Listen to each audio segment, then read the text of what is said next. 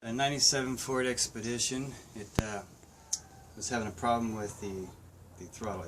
Every time I would start the car, it would die. It wouldn't stay running unless I applied the gas pedal.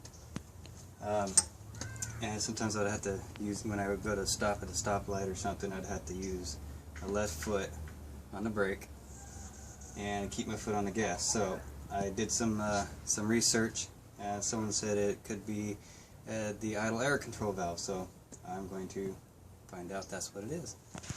Oh, there we go. Got a 10mm socket. I'm going to take the cover off first. Simple. Got 3 bolts.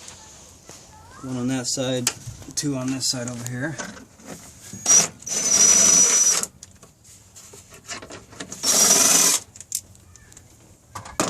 Comes right off. No problem. Now anybody could do this. I'm not a mechanic, but I do little things here and there. This thing back here I learned today is your idle air control valve. Takes an 8mm socket, 2 bolts, and a plug-in. Very simple. I'm going to use a bendable shaft with this short socket, 8mm. This makes it a lot easier to get in those tight spaces.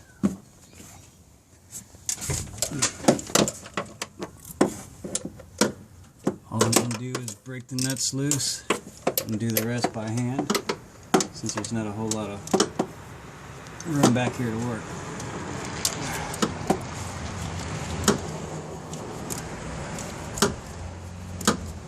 I'm going to switch my spots so I can get up.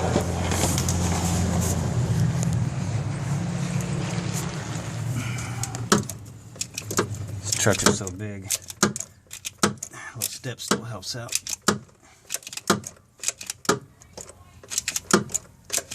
This is where that bendable shaft comes in handy. There's just not a whole lot of room under here.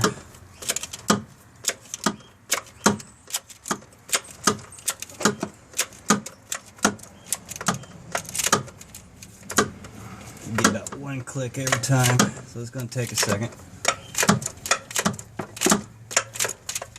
Luckily there's only 2 bolts. It also helps if you put on reverse.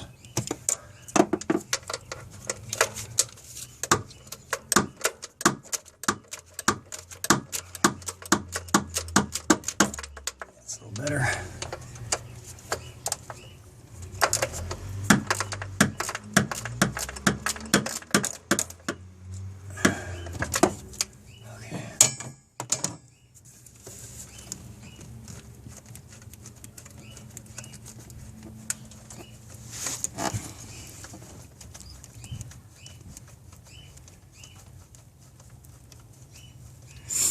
Now, there was no check engine light when my car was acting up. This will not throw a trouble code at all. So if this is what's happened to your Expedition, I would start off with this first. Put the bolts up here so you don't lose them.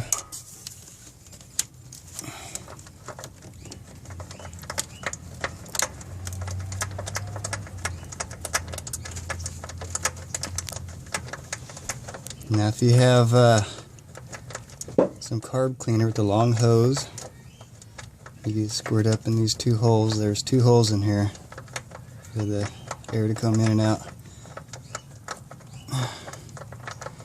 I don't have a long hose, so I'm going to unplug the whole thing so you can get a good look at it.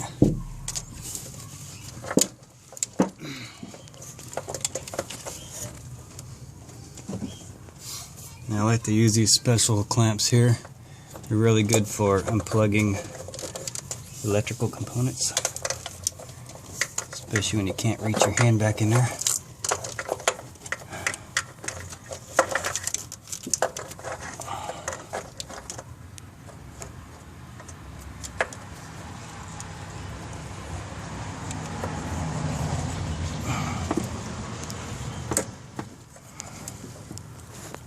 Oh, these things are a pain.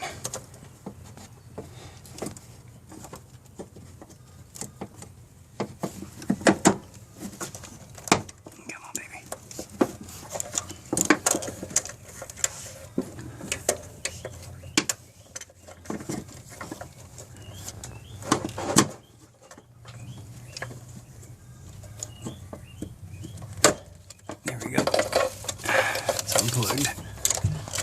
Alright. Here we have our valve. This is what it looks like. Got 2 bolts. Unplug it. It seats in there behind the intake just like this. 2 little holes here. These things get plugged up, so what I'm going to do, I don't have no carb cleaner, so I'm going to use WD-40. Just kind of squirt a little bit in there. Swish around a little bit. If you got one of these, this works great. Or a screwdriver or something. Just going to get in here and just kind of see this how the plunger moves back and forth. Give it a good workout. Let's move it a few times. Just breaking it loose, cleaning it up.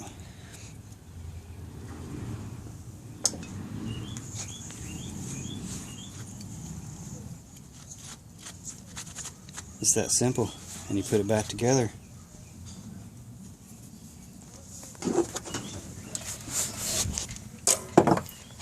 This will save you probably $500 compared to going to a dealership.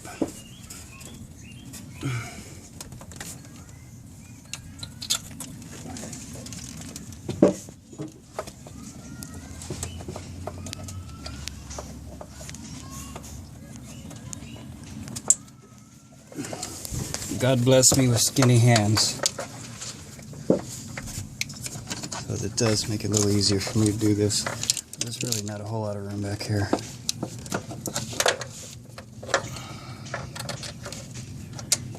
Already got it plugged in. It wasn't too hard.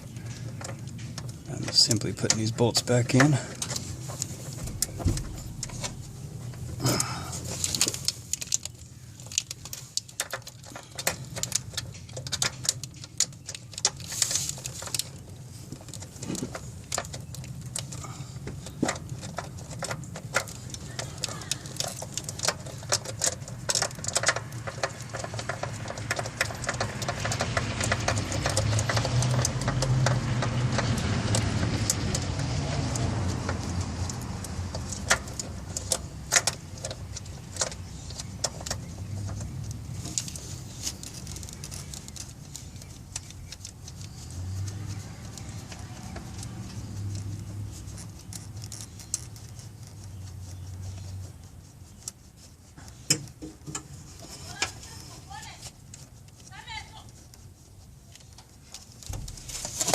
And then I'm going to snug the bolts.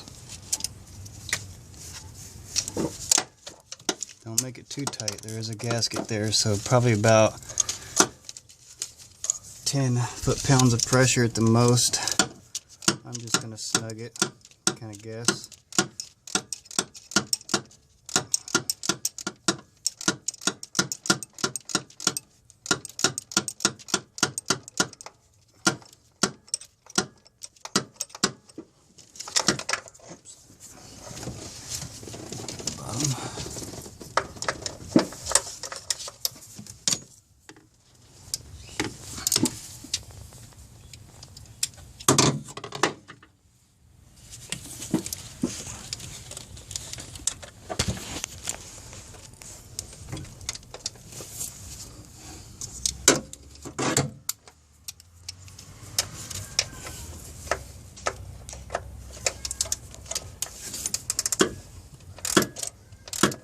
Okay, there it's snug now, so I'm just going to put a couple more twists on it.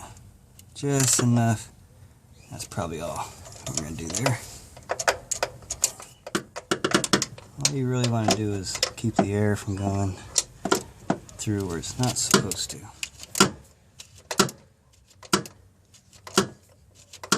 I'm not going to do it very hard. 10 pounds is not a whole lot. That should be it. Now I'm going to fire it up and see if it works.